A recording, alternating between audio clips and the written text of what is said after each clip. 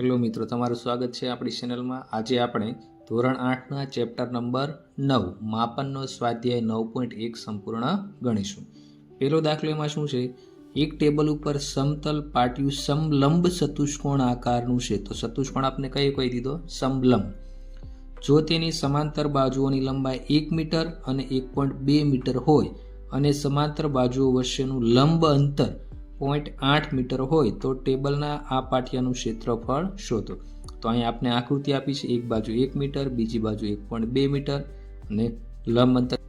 તો આ રીતે શું છે, આપણે ચતુષ્કોણ આપેલો છે. ઉપરની બાજુ 1 મીટર, નીચેની બાજુ 1 મીટર, 1.2 મીટર અને લંબ અંતર કેટલું છે? 0.8 મીટર.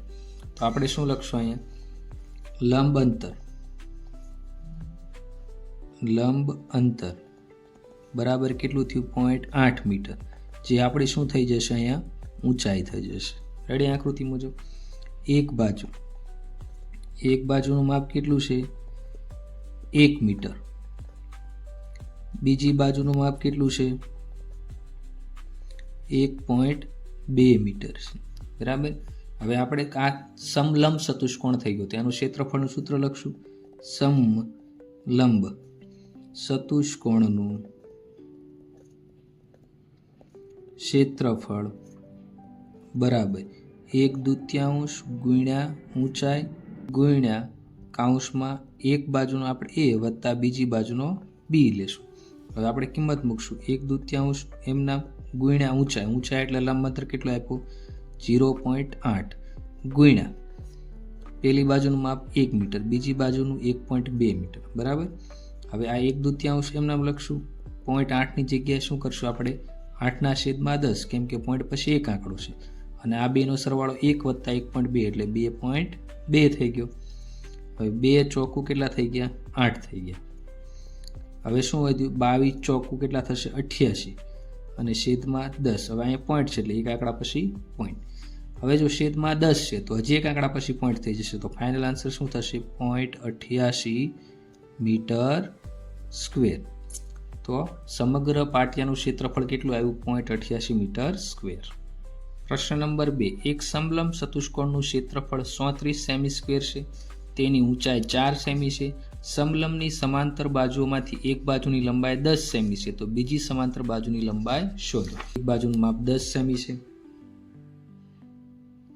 ઊંચાઈ 4 સેમી છે અને ટોટલ ક્ષેત્રફળ કેટલું આપ્યું છે? 34 સેમી. તો આપણે લખશું સમલંબ ચતુષ્કોણનું ક્ષેત્રફળ બરાબર 34 સેમી સ્ક્વેર, ઊંચાઈ 4 સેમી, એક બાજુ 10 સેમી છે, બીજી બાજુનું માપ આપણે શોધવાનું છે. તો આપણે સૂત્ર લખશું. સમલંબ ચતુષ્કોણનું ક્ષેત્રફળ બરાબર 1/2 ગુણ્યા ઊંચાઈ ગુણ્યા કૌંસમાં પેલી બાજુ વત્તા બીજી બાજુ એટલે a વત્તા b. હવે ક્ષેત્રફળ કેટલું આપ્યું છે? 34. તો આની જગ્યાએ 34 1/2 એમના ઊંચાઈ કેટલી આપી છે? 4 સેમી ગુણ્યા એક બાજુ કેટલી આપી? 10 વત્તા બીજી બાજુ b આપણે ગોતવાની. તો 2 4 થઈ ગયા. હવે આ બાજુ શું વધ્યું? 34 એમના. અહીંયા 2 ગુણ્યા 10 વત્તા a b. 10 2 છે એ ક્યાં છે? ગુણાકારમાં. એ ક્યાં જશે? ભાગાકારમાં. તો શું લખશું? 34/2 બરાબર 10 વત્તા ab. હવે 34/2 એટલે કેટલા થઈ જશે? અહીંયા 17. તો 17 બરાબર a 10 વત્તા ab. હવે +10 ઓલી બાજુ જશે, કેવા થઈ જશે? માઇનસ. 17 - 10 બરાબર ab. તો બીજી બાજુનું માપ કેટલું મળ્યું આપણને? ab બરાબર 7 સેમી. તો બીજી બાજુનું માપ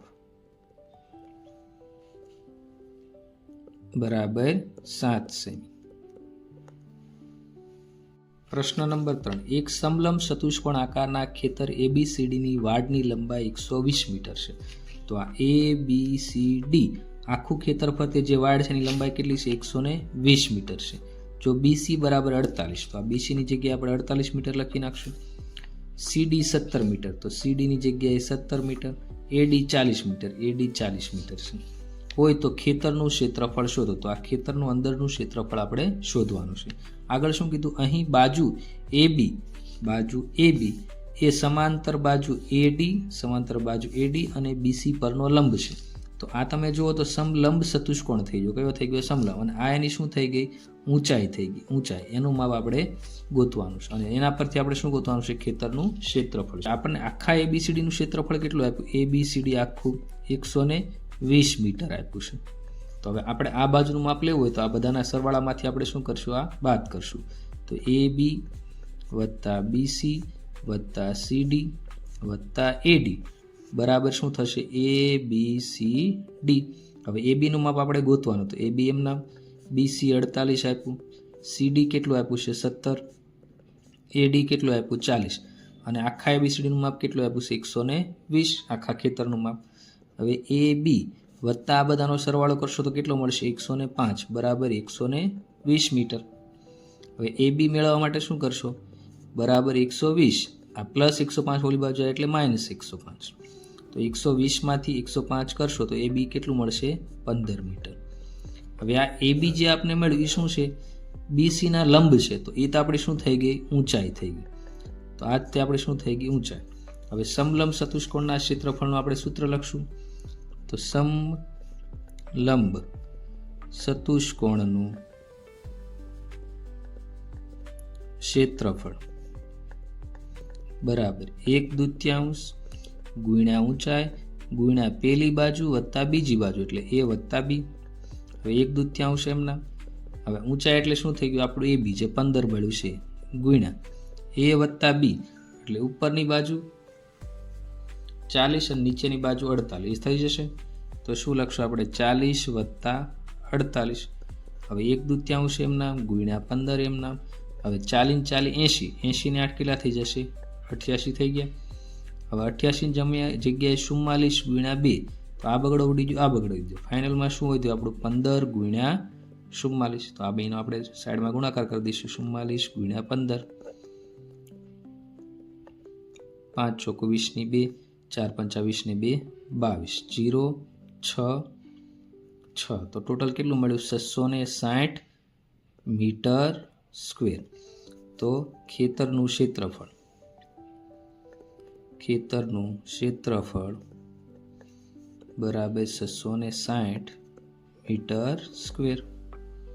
પ્રશ્ન નંબર 4. એક ચતુષ્કોણ આકારના ખેતરના વિકર્ણની લંબાઈ 24 મીટર. તો આ ચતુષ્કોણ આપ્યો, વિકર્ણની લંબાઈ 24 મીટર. બાકીના બે શિરોબિંદુઓમાંથી આ વિકર્ણ પર દોરેલા લંબ, એક લંબ છે કેટલો છે? 8 મીટર અને બીજો લંબ છે કેટલો છે? 13 મીટર. તો ખેતરનું ક્ષેત્રફળ શોધો. આને આપણે નામકરણ આપી દઈએ A, B, C અને D. હવે મિત્રો જો આ ચતુષ્કોણ છે તેમાં બે ત્રિકોણ બને છે. જો મેં ઉપર બ્લુ કલરથી, તો એ કયો ત્રિકોણ થયો? ABD અને બીજો ત્રિકોણ કયો થયો? DBC. તો બંને ત્રિકોણના ક્ષેત્રફળનો સરવાળો કરો તો આખા ચતુષ્કોણનું ક્ષેત્રફળ મળી જાય. તો આપણે લખીએ ચતુષ્કોણ ABCD નું ક્ષેત્રફળ બરાબર ત્રિકોણ ABD નું ક્ષેત્રફળ વત્તા બીજો ત્રિકોણ કયો બને છે? DBC. ત્રિકોણ DBC નું ક્ષેત્રફળ. તો આ બંને ત્રિકોણનો સરવાળો કરો તો આખા ચતુષ્કોણનું ક્ષેત્રફળ મળી જાય. કેમ કે આ બંને ત્રિકોણ શું છે? આ ક્ષેત્રફળનો ભાગ જ છે, ઉપરનો ત્રિકોણ અને નીચેનો ત્રિકોણ. હવે ત્રિકોણનું ક્ષેત્રફળ બરાબર 1/2 આધારને તમે શું કહી શકો? પાયો પણ કહી શકો. ગુણ્યા ઊંચાઈ વત્તા આ ત્રિકોણ એવો આવશે 1/2 આધારને શું કહી શકો? પાયો કહી શકો. ગુણ્યા ઊંચાઈને તમે બીજું શું કહી શકો? વેધ પણ કહી શકો. બરાબર. હવે આ ત્રિકોણ માટે 1/2 એમનો આધાર. પેલો ત્રિકોણ ABD નો આધાર શું થશે? BD ગુણ્યા ઊંચાઈ. અહીંયા આપણે C, અહીંયા આપણે E નામ આપી દઈએ તો શું થશે? AE વત્તા 1/2. જો નીચેના ત્રિકોણ માટે તે આધાર શું થશે? આ જ થશે. તો એ લખશું BD ગુણ્યા ઊંચાઈ શું થશે? CF. અહીંયા આપણે F નામ આપી દઈએ તો CF મિત્રો તો આપણે બંને ત્રિકોણના ક્ષેત્રફળનો સરવાળો કરશો એટલે આખો આપણે ચતુષ્કોણના ક્ષેત્રફળ મળી જશે. તો 1/2 એમના બીડીનું માપ કેટલું છે 24 મીટર ગુણ્યા એઈનું માપ કેટલું છે 13 મીટર વત્તા 1/2 એમના બીડીનું માપ 24 મીટર એની ઊંચાઈ વેધ કેટલું છે 8 મીટર. બરાબર મિત્રો. હવે 24ની જગ્યાએ આપણે શું લખશું 12 ગુણ્યા 2 તો બગડો કટ થઈ ગયા તો શું વધ્યું 12 ગુણ્યા 13 એકની કોઈ કિંમત હોતી નથી અથવા 12 એકા 12 કરી દો વત્તા અહીંયા પણ આવું થશે 12 ગુણ્યા 2 તો બગડો કટ થઈ ગયા તો શું વધ્યું 12 એકા 12 12 ગુણ્યા 8 હવે 12 ગુણ્યા 13 કરશું અને 12 8 કેટલા થશે 96 તો આપણે સાઈડમાં 12 ગુણ્યા 13 કરી દઈશું 0 અને 12 3 દુ 6 3 એકા 3 6 5 1 તો 154 વત્તા કેટલા આવ્યા 96 તો આ બંનેનો સરવાળો કરો 6 ને 6 12 વધી આવી 1 9 ને 1 10 10 ને 5 15 વધી આવી 1 તો 252 મીટર સ્ક્વેર. તો સમગ્ર ચતુષ્કોણનું ક્ષેત્રફળ કેટલું મળ્યું આપણે 252 મીટર સ્ક્વેર. તો આ રીતે તમે આખો દાખલો ગણી શકો છો.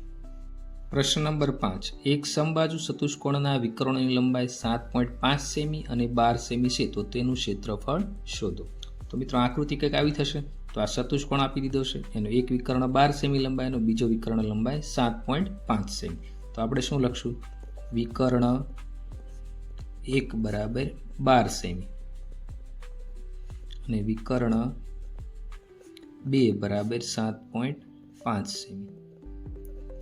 હવે સમબાજુ ચતુષ્કોણનું ક્ષેત્રફળનું સૂત્ર લખશું સમબાજુ ચતુષ્કોણનું